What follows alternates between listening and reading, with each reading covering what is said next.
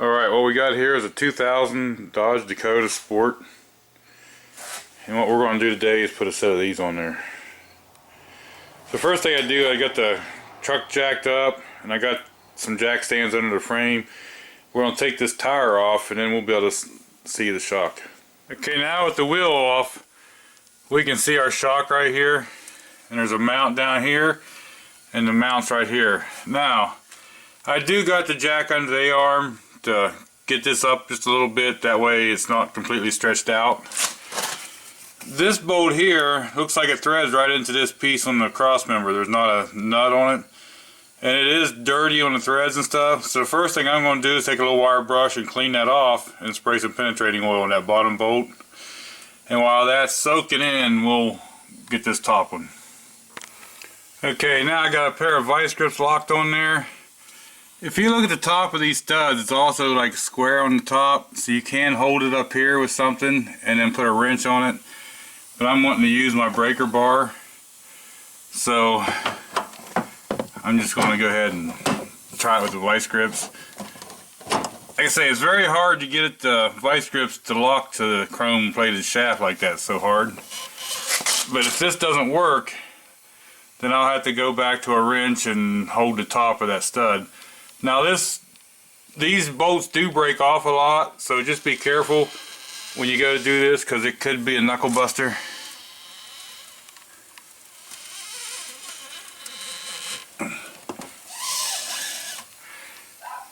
And the whole thing's turning, so we're going to have to go to plan B.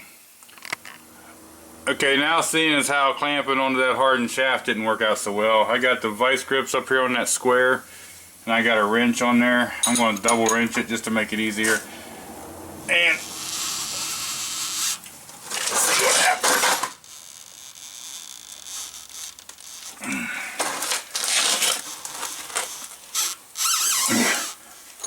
Huh. What happened there? We broke the top of the shock off. Alright.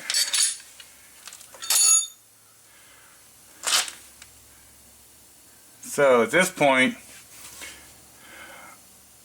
I'm just going to cut that thing off.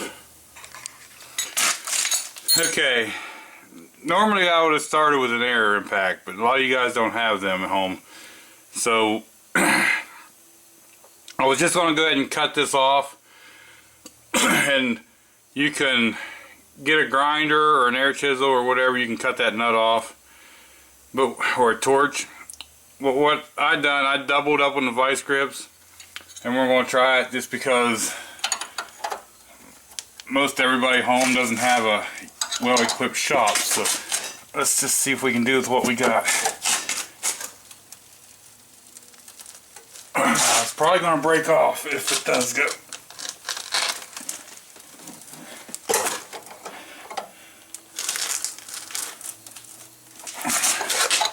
Not sure what's happening, but I don't see the stud turning, or the shock stud. I probably should have went back to my breaker bar for safer.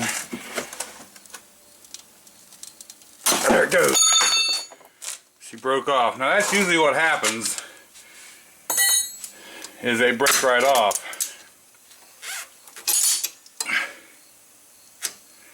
Now it took quite a bit to hold that on there. But once you get that off of there, now you can see here, you can just get that right out of your way now. Now we got to do with this bottom bolt down here. You could take hand tools and get this bottom bolt out, but I'm going to go ahead and use my air impact. And it comes right out. So there's pretty much the removal of the shock. You can see there that one's been leaking, so it is no good, and it just moves like nothing almost. So off with the old, let's get the new one ready. Now when you get your shocks, you should have some kind of a little package of parts. There'll be a couple of these rubber things and a couple of washers here. Now if you look at these rubber things, see how it's got a raised spot and then this side's rounded? This side's rounded to fit the washer. And then this right here will go through the bracket at the shock, and then this one. And see how the bump makes a spot for the bracket up there. If you was to put these on backwards, it would be like this, and there wouldn't be no place for that bracket that holds the top shock mount to go.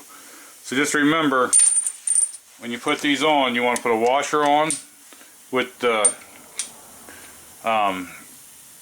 concave part up. You want to put the smooth part of the rubber down with that little thing sticking up, and then it'll go through the frame. Now you can start by fastening either end of the shock you want on, but I find it's easier if I just get the shock fished in here, get it up through, and then I'll put this washer on with that protrusion sticking down. Then the washer here will go with the concave side down. It fits over the nut. And then we're going to want to put this nut on there.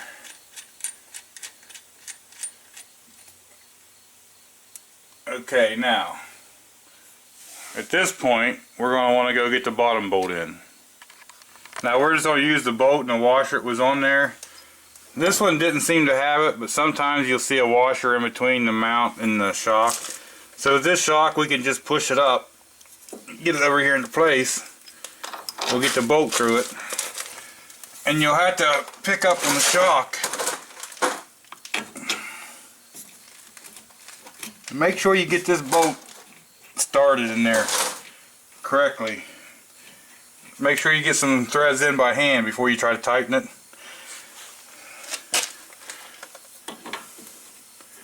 And then once you know it's in there good and started, we can just run it right in.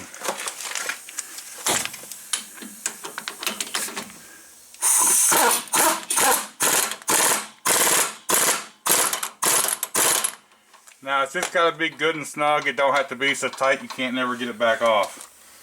Now I'm not sure how well this will show up, but there's a flat spot right there. These ends are round and there's a flat spot on either side of this, and that's so you can hold on to it. Now you may or may not have to hold on to it to tighten it up. So we're going to put a wrench on here.